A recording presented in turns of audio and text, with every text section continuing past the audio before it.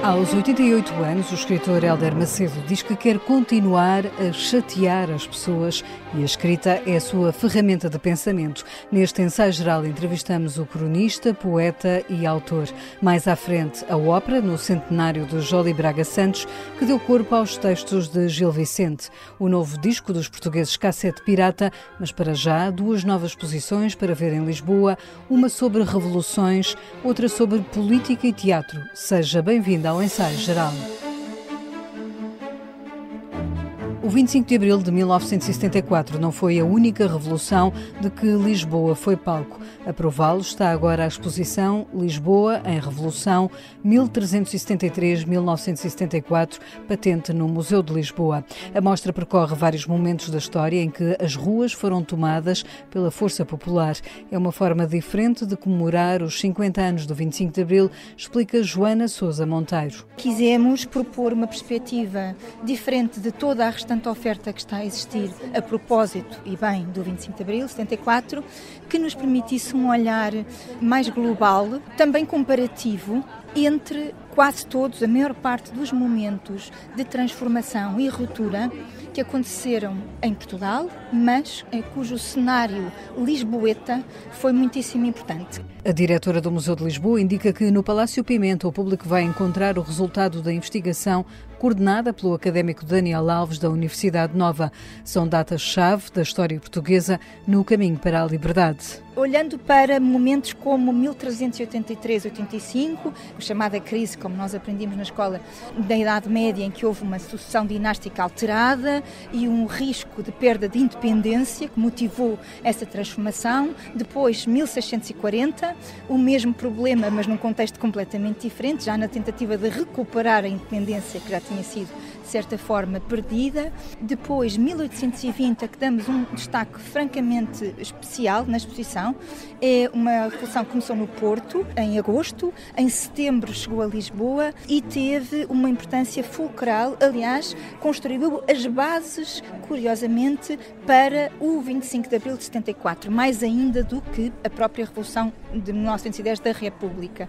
Foi quando se criou o Parlamento, o sistema parlamentar, quando aconteceram as primeiras eleições, quando há noções de soberania popular, depois recuperadas mais tarde noutros contextos. São momentos em que há sempre a coincidência entre haver necessidades de resolução de problemas, conquista de independência, melhores condições de vida, de progresso, mas sempre estes momentos que foram escolhidos curatorialmente desta maneira, com sentimentos de alcance de liberdade. Lisboa é o cenário destes momentos de transformação e esta exposição mostra de forma cronológica estas geografias revolucionárias. Temos o grande protagonismo do Terreiro do Paço, do Rossio, do Largo do Carmo, tanto no primeiro momento, em 1383-85, como depois, naturalmente, em 74. Depois temos o aparecimento da Rotunda como o grande cenário novo na Revolução da República, claro, em 1910. E depois há também, de uma maneira mais caricatural, há um certo protagonismo de janelas, varandas, de fenestrados ou atirados de torres. Portanto, estes elementos arquitetónicos em que, conjugados, temos uma percepção muito interessante da linha longa do tempo.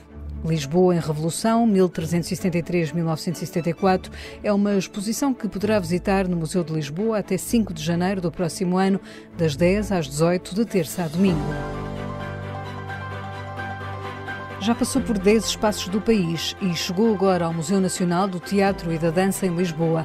A exposição Quem és tu?, organizada pelo Teatro Nacional Dona Maria II no âmbito do projeto Odisseia Nacional, mostra-se agora ao público com novos elementos. A exposição, com curadoria de Tiago Bartolomeu Costa, revela dimensões menos conhecidas da história do teatro e boa parte do agora exposto saiu do espólio do museu.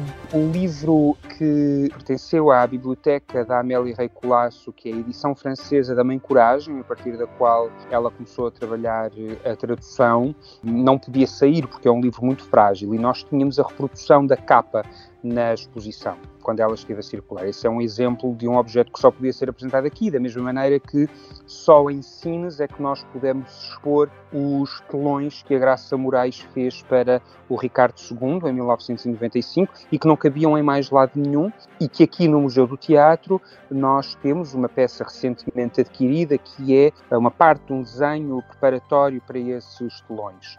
Por exemplo, está aqui no Museu Nacional do Teatro e da Dança a arca que a Companhia Rei Colasso Robles Monteiro usou durante várias décadas para as suas digressões, no início das décadas de 20, 30, sobretudo, e que esteve em restauro e agora vai ser apresentada aqui. Esta exposição, por exemplo, remonta aquilo que se imagina que tenha sido a encenação do José de Almada Negreiros para o Alto da Alma, em 1965. Portanto, houve uma preocupação sempre de trazer para cada montagem novas perspectivas que pudessem problematizar cada um dos elementos que aqui estão expostos. Inaugurada em Águeda em 2023, a exposição Quem és tu?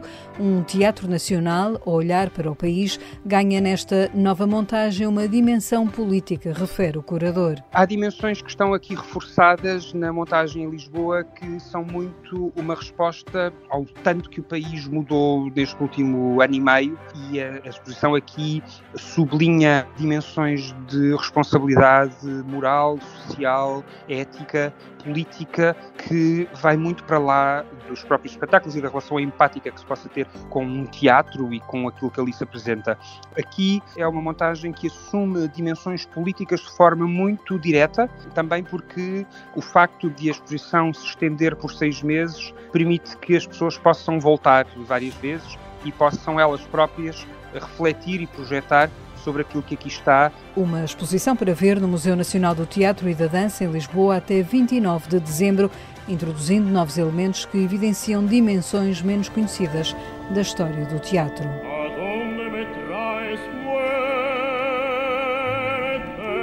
Tem ainda este domingo à tarde para ver a nova produção do Teatro Nacional de São Carlos em Lisboa. A ópera Trilogia das Barcas assinala o centenário de Joly Braga Santos, o compositor que escreveu a música a partir da obra de Gil Vicente.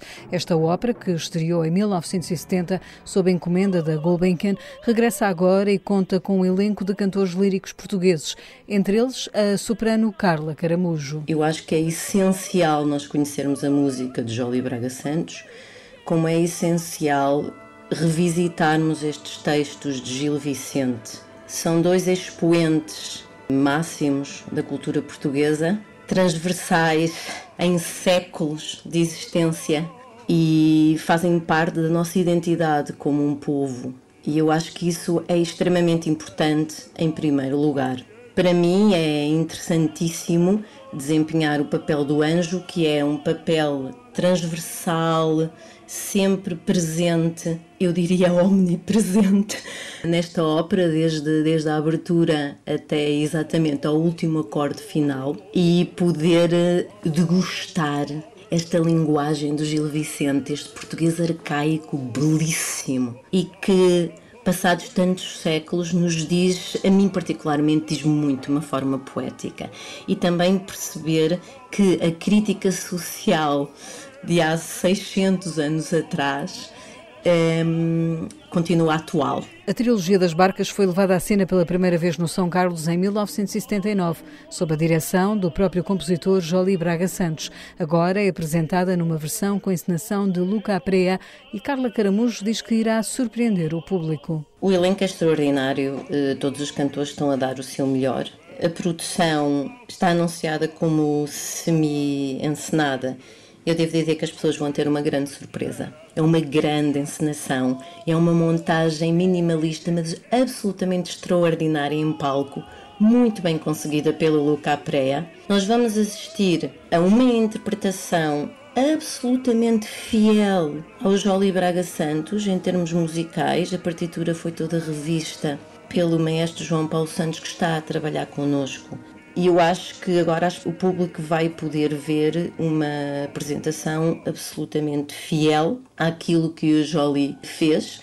Por exemplo, o papel do anjo, eu creio mesmo que será a primeira vez que será representado exatamente como está escrito. Com direção musical de José Eduardo Gomes. A trilogia das barcas conta com cenografia de Fernando Ribeiro, além de Carla Caramujo, no papel de O Anjo, contará com cantores líricos como Luís Rodrigues, Marco Alves dos Santos, João Marino, Cátia Morezo, Susana Gaspar, entre outros.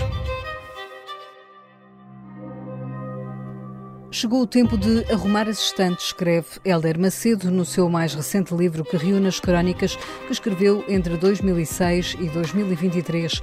Pretextos junta um conjunto de crónicas que dá ao leitor uma impressão do tempo, misturada com o olhar pessoal do autor, que ao ensaio geral compara o exercício da escrita da crónica com o da poesia. Precisamente para responder em termos imediatos, temos de recorrer ao nosso lastro pessoal. E daí um bocado o título, quer dizer, ao falar de uma coisa, estou a falar de outras também. E essa possibilidade de misturar factos, ficções, ideias, etc., tem um tipo de condensação totalmente diferente, mas em termos de condensação semelhante à poesia, que há uma convergência, não é? Claro que uma crónica é prosa, é intervenção, é tudo isso, mas tem um elemento de síntese e de correlação de opostos ou de diferenças que é mais parecido com a poesia do que, por exemplo, um romance ou um conto. Hélder Macedo recorda que começou a escrever crónicas ainda no tempo da máquina de escrever, uma época ainda marcada pela censura. 3 crónicas que eu mandei para Lourenço Marques foram proibidas pela censura, de modo que ficou por aí, não é? E depois fiz crónicas radiofónicas para a BBC, nos programas quinzenais que havia nessa altura para Portugal. A crónica acaba por ser um diálogo com o seu tempo, os seus cúmplices, os seus amigos, os seus artistas, as suas leituras. Sem dúvida, há esse diálogo até porque, como eu dizia, como a crónica é uma resposta mais ou menos imediata, temos de recorrer aos nossos suportes, aos nossos amigos, como dizem muito bem, para nos darem apoio. O que é que eu vou escrever depois da coisa inicial? Vem aí, sei lá, um Camões ou um Eusébio no futebol que nos ajuda, que são os amigos, não é? Quando, por razões políticas, Hélder Macedo deixou Portugal, foi viver para Londres. A crónica foi uma tábua de salvação. Para mim foi extremamente importante, porque nessa altura eu era, digamos, um exilado, não é? E que mantinha, como sempre mantive, a minha ligação com Portugal. O poder, de algum modo, falar e dizer coisas que em Portugal não podia dizer e que eu achava importante dizerem, foi fundamental para mim. Foi uma coisa catártica e fundamental. Até porque a minha opção, quer dizer, embora eu tenha sido professor universitário inglês, britânico, enfim, esse tipo de coisa, o inglês é suficientemente bom para eu poder ter querido ser um escritor inglês. Nunca quis. Escrevi sempre em português e sempre, portanto, potencialmente para um público leitor da minha língua. A Língua de Camões, o poeta sobre o qual Hélder Macedo muito escreveu e continua a escrever. Nas Memórias do Tempo, numa altura em que comemoramos 50 anos do 25 de Abril, Hélder Macedo recorda o passado e por que saiu de Portugal. O que me fez deixar Portugal foi a polícia política. A seguir à campanha do general Delgado, houve uma série de ações potencialmente revolucionárias. Eu estive envolvido em algumas, todas elas abortadas, no entanto, suficientes para a polícia ter dado pela minha existência e desejar, como dizer, manter-me demasiadamente dentro. E então tive a sorte de conseguir sair de Portugal na altura que muitos dos meus companheiros de luta, de reivindicação, foram presos. E uma coisa, sei lá, cerca de 10 anos sem poder voltar a Portugal, e quando pude voltar a Portugal, quando há um risco, foi no tempo de Marcelo Caetano, encontrei de novo amigos que tinha deixado 10 anos antes, eu em Londres e eles na cadeia. As coisas transformaram-se com o 25 de Abril. Eu vim, estive cá, tentei participar, fiz algumas coisas por aí, mas eu deixei de ser um exilado, passei a ser um português que está a morar em Londres, que fica a 2 horas e meia de avião de Lisboa.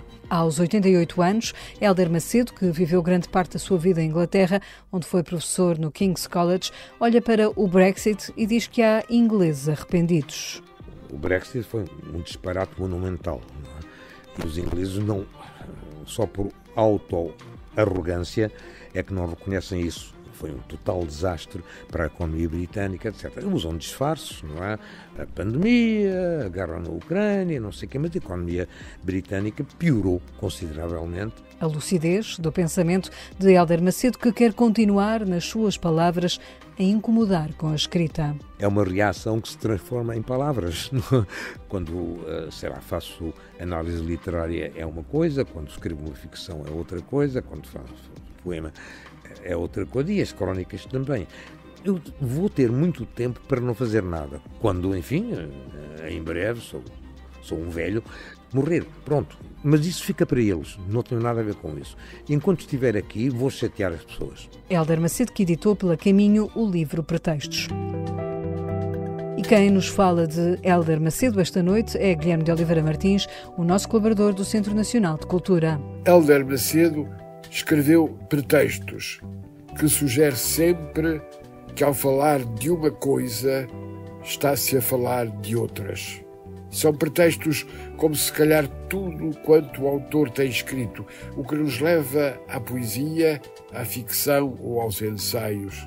E quando surgem comentários sobre acontecimentos políticos em Inglaterra, onde o escritor vive, aparecem oportunidades para comentar acontecimentos políticos em Portugal, mas a maioria dos pretextos são para falar de escritores e pintores, para celebrar amigos vivos e mortos, partilhando interesses da literatura, do teatro, ópera, política e até futebol.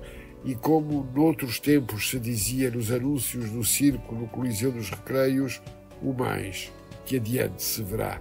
Mas Hélder Macedo é felizmente inesgotável e por isso saiu uma nova edição de Camões e outros contemporâneos. No centro de tudo está Camões como autor dos nossos dias. Camões é o que está nos seus poemas e não nos estudos camonianos, por valiosos que possam ser. Por isso, Hélder Macedo tem ainda razão ao valorizar os estudos de Jorge de Sena sobre o épico. A maior contribuição de Sena para valorizar Camões foi regressar aos textos de Camões e analisá-los tal e qual estão escritos. Pode-se ou não concordar com algumas das suas leituras, mas o método é inquestionável. É esse o Camões que temos de redescobrir e o ensaísta e escritor ensina-nos nesse sentido. Isabel Rio Novo escreve Fortuna, Caso, Tempo e Sorte, na Contraponto. Trata-se de responder a um desafio de contar a vida excepcional de Camões, tão interessante e cheia de acontecimentos. A autora confessa que a sua principal missão foi a de não estragar a matéria-prima. Camões é um símbolo e uma lenda. O desafio seria tentar encontrar o homem por debaixo de todas essas camadas que lhe foram sendo sucessivamente sobrepostas ao longo do tempo. É uma personalidade que é muito mais do que a pessoa que existiu, e há poucas fontes, e há muita especulação. Queixamo-nos de saber muito pouco sobre o poeta, mas ao mesmo tempo parece que queremos que ele permaneça envolto numa espécie de névoa favorável ao perpetuar do mistério e do mito. Voltamos a Hélder Macedo a lembrar Jorge de Sena na preocupação de desbiografar o poeta e de ler de facto a sua obra. Camilo Peçanha disse um dia na Gruta de Camões que não devemos discutir se ele esteve ou não esteve lá, porque de facto para nós não pode deixar de estar. Tudo se desfaz e já perdi a conta há quanto não passamos do sofá. Chama-se Família, é o novo disco dos portugueses Cassete Pirata. A celebrar 8 anos de vida, a banda está a lançar o seu terceiro álbum, que, explica o compositor, tem este nome porque narra uma história mais intimista. Parte muito desta experiência pessoal, mas que eu sinto que é uma experiência coletiva, pela idade que tenho, não é? Estar a entrar nos 40, ter sido pai recentemente, nos últimos 3 anos, e que é uma coisa que eu sinto que está muito a acontecer à minha geração. Tenho uma geração que teve filhos mais tarde, que que se dedicou praticamente até agora em exclusivo e de uma forma muito prioritária à profissão, e a maneira como estamos a viver agora esta entrada na vida realmente adulta, conseguir gerir a família e a profissão e as amizades, e portanto eu sinto que é uma coisa que, tendo algum lado pessoal, tem muito este lado de experiência coletiva, porque eu sinto que estou a passar por estas experiências e que muito dos meus amigos que me rodeiam também. Pir é o nome artístico de João Firmino, compositor, vocalista e guitarrista dos Cassete Pirata, o grupo que integra também Joana Espadinha, Margarida Campelo, João Pinheiro e António Quintino. A banda revela neste disco um lado mais maduro, onde olham para si e para o mundo que os rodeia. Da parte da rede social que neste mundo individualista, acho que todos nós estamos a chegar à conclusão que nos faz muita falta essa rede dos amigos, da família, das tias, principalmente quando nascem os filhos, e acabamos por perceber que as nossas escolhas foram todas muito nessa perspectiva individual, tudo muito direcionado para a profissão, e agora se calhar começamos a coçar a cabeça com um ar arrependido. Pir compôs canções e letras deste Família, um álbum de que já saíram os singles Tanta Vida para Viver, Ninguém Fica a Perder, Tens o Meu Coração e A Rotina. Agora chega o tempo de alargar o disco ao público com espetáculos. Nós vamos ter concertos em outubro e novembro. Esses são oficialmente os concertos para marcar o lançamento deste disco. Vamos fazê-los em clubes, que é onde nos sentimos realmente em casa, e onde eu acho que os nossos fãs também nos gostam de ouvir, em pé, poder dançar, com uma cerveja na mão, com água, com gás. E pronto, estamos obviamente com expectativas em alta, com muita pica para fazer esses concertos. Não vamos, como outras bandas às vezes podem fazer num álbum de lançamento, tocar o disco na íntegra. Sentimos nos últimos anos de facto que houve assim muita gente nova a aparecer nos concertos de cassete, nova não só de idade, mas no sentido de conhecerem a banda há menos tempo, e portanto as pessoas têm obviamente as expectativas de ouvir também as músicas e os singles de outros discos. A banda também não tem assim tantos anos, e portanto vamos incluir as músicas mais fortes do novo disco, quem sabe algumas surpresas. Ainda vamos preparar esses concertos com muita vontade de reencontrar os nossos fãs. Sei que às vezes me afasto.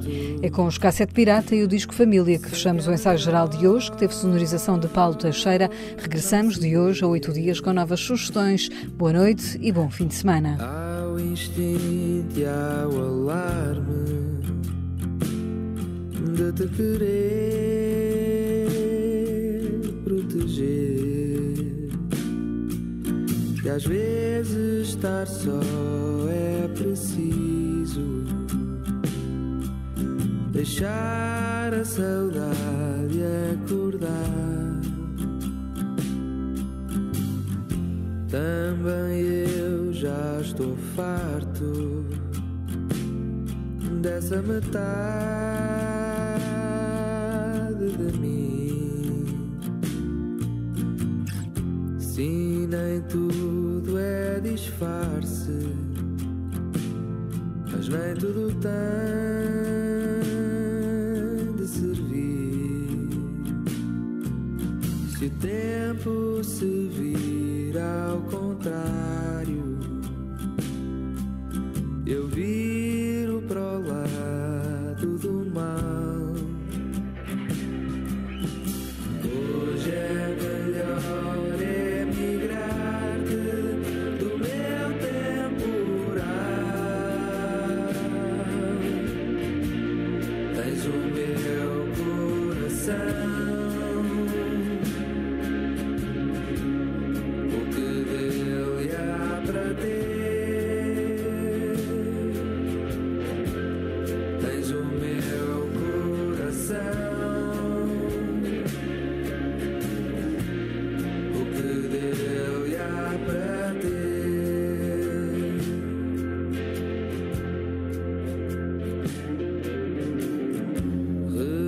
Resolvido o mistério do que nos fez